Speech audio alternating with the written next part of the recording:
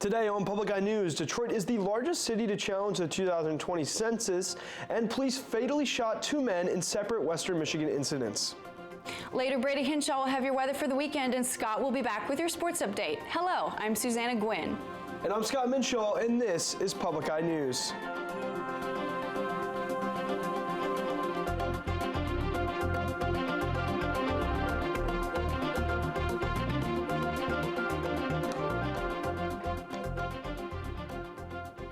After the next election, the House will not have Fred Upton as a congressman for the first time in 35 years. The longtime Michigan Republican has said he has accomplished what he set out to while serving in Congress and hopes to settle down and spend more time with his family during retirement. Upton is the 4th of 10 Republicans who voted in favor of the impeachment of Donald Trump to not seek re-election. Overall, Upton is the 16th Republican to say they are not seeking re-election during this re-election cycle. Detroit has officially become the largest city in the United States to challenge census figures from the 2020 census. The challenge comes after a national head count in which the U.S. Census Bureau acknowledged that a higher percentage of African Americans were undercounted than last decade. This isn't the first time Detroit has challenged a census, as Mayor Coleman Young challenged the 1990 census and the numbers were later adjusted. Detroit is the largest of almost 24 cities and counties to challenge census figures so far. And continuing on to Grand Rapids, police officers from 2 different agencies shot and killed 2 men in separate instances on Monday. Around 8 a.m. in Grand Rapids, an officer stopped a vehicle for a license plate issue when the man began to brawl with the officer. At some point in the scuffle, the officer shot the man. Local authorities will review the officer's body camera, which fell off during the scuffle. And in Muskegon around 3 p.m. that same day, 2 state troopers were dispatched to a burglary in progress. When the suspect was approached by the troopers, he drew a gun and was subsequently shot by the officer. All 3 officers involved in the 2 instances have been placed on administrative leave. And moving west to Minnesota, a federal jury has returned a guilty verdict of a Minnesota man in connection with the opioid overdose deaths of 11 people across the United States. Aaron Broussard was found guilty of all 17 counts, including distribution of fentanyl resulting in a death. Federal prosecutors have said that Broussard's customers thought that they were buying a stimulant comparable to Adderall.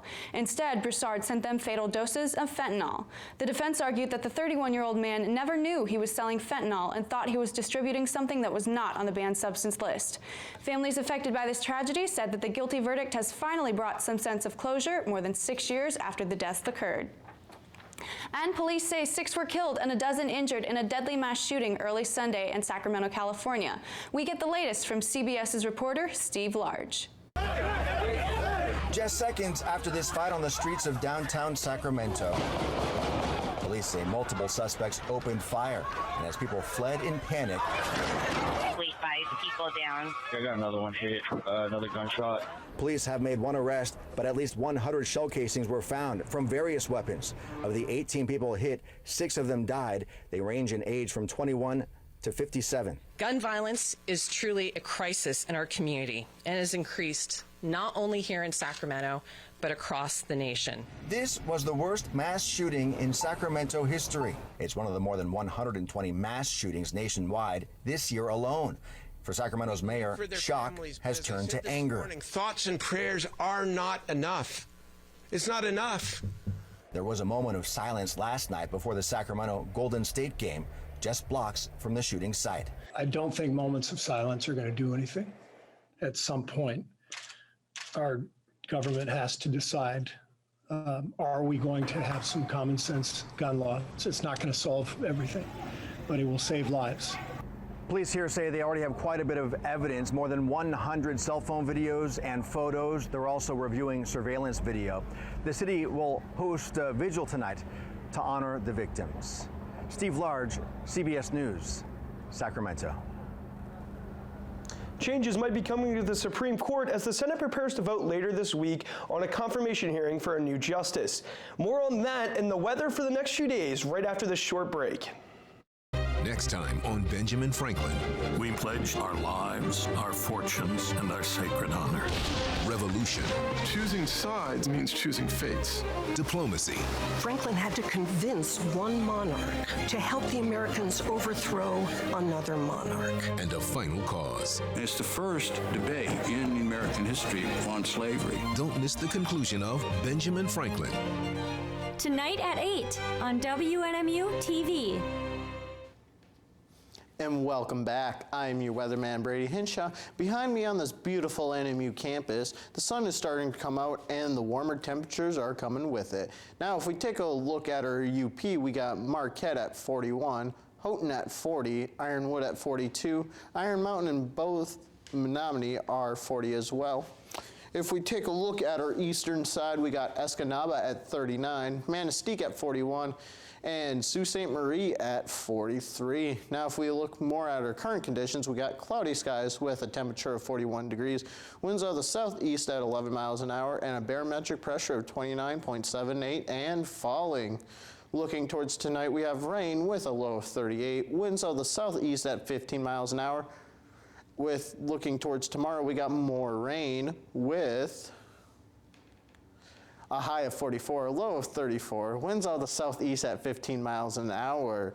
Now, if we look at our wonderful week ahead, we got Thursday, a high of 39 and a low of 29, rain and snow mix. Friday, a high of 31 and a low of 29 with some snow. And Saturday, a high of 35 and a low of 27 with some sun. Now on to Scott Minshaw with the national news. Well, thanks a lot, Brady. In Washington on Monday, Republican Senators Lisa Murkowski and Mitt Romney announced that they will vote to confirm Judge Ketanji Brown Jackson to the Supreme Court. The senators announced their decisions ahead of a vote to advance the nomination as bipartisan support builds for the first black female justice. GOP Senator Susan Collins of Maine also announced that she will vote for Jackson, with all three senators saying the prospective justice is an extremely qualified candidate. If confirmed, Jackson will be the third black justice and only the sixth woman in the court's 200-year history. The full Senate vote is scheduled for later this week. And in Berlin, Germany, temperatures on Earth will surpass a key danger point unless greenhouse gases start falling faster than countries have previously committed to. A report by the UN Secretary General Antonio Guterres says that the report by the Intergovernmental Panel on Climate Change revealed a litany of broken climate promises. Governments agreed to in the 2015 Paris Accords to keep global warming below 3.6 degrees Fahrenheit this century. Unfortunately, temperatures have already increased by more than 2 degrees Fahrenheit. Gutierrez says that although further shifting from fossil fuels to renewable energy is needed, good progress has been made so far. A new flashpoint in the debate over how to handle immigration in this country. The efforts to end the pandemic-era policy called Title 42. The measure has been used to prevent migrants and asylum seekers from entering the U.S. on the claim that it's best for public health. The Biden administration now wants to end that policy. Manuel Bojorquez is in Tijuana, Mexico, with more. Huddled together at a migrant shelter near the U.S.-Mexico border, this family is on the run. 36 people total, 36 personas total de una familia. They say they're being extorted by gangs back home in Michoacán, considered one of Mexico's most dangerous states, and played us a threatening voice message. You'll pay the consequences. Si no cooperan, if you don't cooperate. They've been here for 7 months, unable to file for asylum in the U.S. due to Title 42. But Title 42 hasn't kept out all migrants. Refugees from war-torn Ukraine are entering the U.S. through the southern border.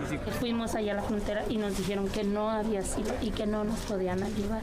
So they said no asylum, no asilo, y no ayuda. They couldn't help you. Que estaba cerrado. That it was closed. Título 42 que dicen, no? Title 42. Sí. Some Democrats have joined Republicans in cautioning against what they consider a rushed end to the policy. Both Arizona senators, Democrats Kyrsten Sinema and Mark Kelly, released a joint statement, Kelly calling it the wrong decision, and Sinema saying the move shows a lack of understanding about the crisis at our border.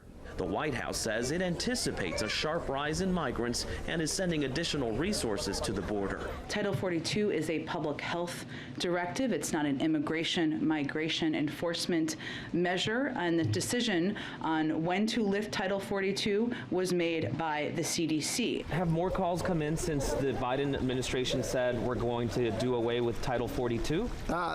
The phone don't stop. But even before the announcement was made, Pastor Albert Rivera, who runs the migrant shelter, was already building an expansion to eventually house 1,200 asylum seekers. Some of them been waiting a year and a half for a permit just to come to the border here because they want to apply, do it legally. But the legal process to allow them to come all the way over here takes too long. Still, Pastor Rivera says the violence and poverty afflicting parts of Latin America remain the biggest factors forcing people to head north. The end of Title 42 does not signal the end of another Trump-era policy, the Remain in Mexico policy, which a federal court ordered the Biden administration to continue, which means most asylum seekers will likely have to stay in Mexico as their cases are being heard. Manuel Bojorquez, CBS News, Tijuana, Mexico. And after this short break, we will be right back with your sports update. Stay tuned. I was convinced it had to be Alzheimer's. A devastating illness. This was the beginning of the end. The quest to find the cure. This is one of the most important studies being done worldwide. How are you going to take care of her? There may be an avenue of slowing down this disease or, in fact, preventing it entirely.